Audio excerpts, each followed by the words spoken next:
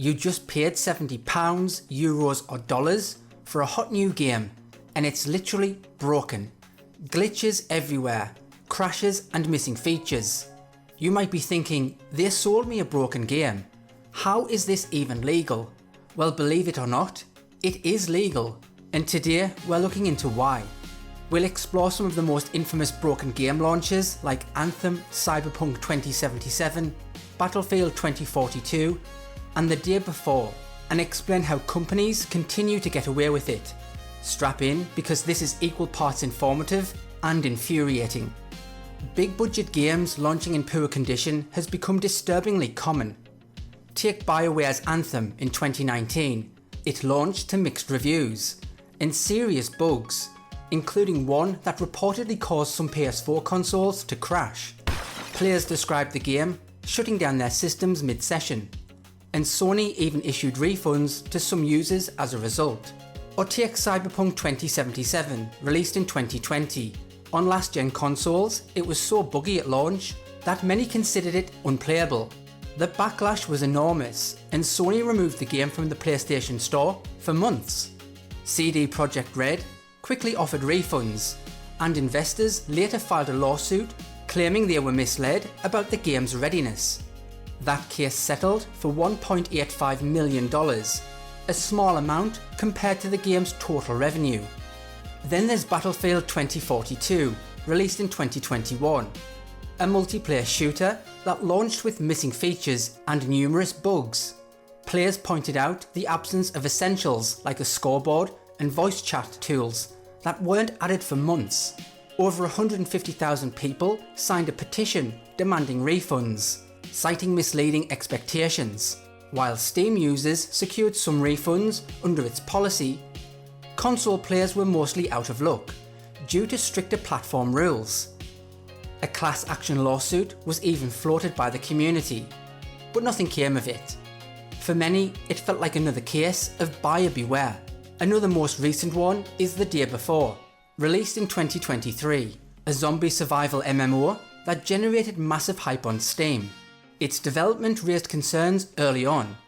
Multiple delays, accusations of misleading trailers, and a bizarre trademark dispute. When it finally released in early access, players said it fell far short of expectations. It was flooded with negative reviews, citing bugs, limited content, and major discrepancies between marketing and gameplay. One viral review joked, quote, "The day before you got scammed." Still, because the game was clearly labelled as early access, the developers avoided legal consequences. That's the key. Games sold in early access are by definition unfinished. And as long as there's fine print to back that up, it's legally allowed. So how do publishers continue to release broken games without legal consequences? It begins with something almost no one reads: the End User License Agreement, or EULA. When you buy a game, you're not actually purchasing it, you're licensing the right to use it. And buried in that license agreement is language that says the product is provided as is, with no guarantees. That alone makes it incredibly hard to take legal action, even if the game is deeply flawed at launch. Can you sue for false advertising or fraud? In theory, yes, but in practice, it's difficult. Game publishers are extremely cautious. Trailers and promotional materials often contain disclaimers like "not actual gameplay" or "subject to change." Courts typically treat this as puffery, a legal term for promotional exaggeration that isn't meant to be taken literally. Without clear evidence of deception, most lawsuits don't go anywhere. You might assume that refunds could fix the issue, but that depends entirely on the platform. Steam has one of the best refund policies in gaming. If you request a refund within 14 days and haven't played more than 2 hours, you're usually eligible. Console platforms like PlayStation and Xbox, not so flexible. Once you've downloaded a game, refunds are rare unless the publisher specifically offers one. And in many countries, digital products aren't subject to the same consumer protections as physical goods, unless the product is defective in a specific, legally defined way. A lot of publishers, rely on what's known as the fix-it-later strategy. The idea? Launch the game now, patch the problems later. Players are expected to wait for updates, and many do. Meanwhile, those crucial launch day sales roll in, and that's what matters most to shareholders. This model continues to work because there's often no immediate financial penalty. It's risky for players, but rewarding for studios. Part of the issue comes down to how games are marketed. Trailers are often produced long before gameplay is finalised. They may use scripted sequences, pre-rendered footage, or concept animations. That little line, "not actual gameplay," serves as a legal shield. As long as it's present, there's limited liability if the final product doesn't match what was shown. We've seen this in games like No Man's Sky and Cyberpunk 2077. They promised revolutionary features and visuals, but at launch, many felt underwhelmed. Still, by that point, the marketing had worked. Pre-orders were in, sales were made, and fixing things later didn't undo the fact that many players felt misled. This is the cycle we see over and over. Hype the game with cinematic trailers, generate massive pre-orders, release an unfinished product, patch it over time, sometimes successfully, profit regardless of the backlash.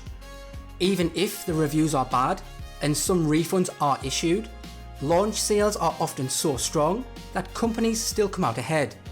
And if eventually they fix the game, they may even rebuild their reputation. Could the laws change? Yes, and there's growing momentum for that. Consumer watchdogs in the EU, UK and Australia are starting to examine digital marketplaces more closely. Potential changes could include stronger refund rights for digital purchases, stricter rules around truthful advertising, and legal consequences for deceptive marketing. But regulatory reform takes time. Until then, the best defense players have is being informed and making smarter purchases. So how can you protect yourself? Avoid pre-orders unless you completely trust the developer. Wait a couple of days for reviews and real gameplay footage. Buy from platforms with clear refund policies. Read the fine print, especially on early access titles. And support studios that launch polished, honest products. Some games do recover. No Man's Sky, Cyberpunk 2077 have all turned things around post-launch. But wouldn't it be better if they were good from day one? So the next time you're tempted to pre-order, pause and ask yourself, is it worth the risk? Because if we keep supporting broken launches, the industry has no reason to change. But if we demand better, they may finally be forced to deliver. So thanks for watching. If you found this video helpful, give it a like and drop your worst broken at launch story in the comments. And I'll see you next time.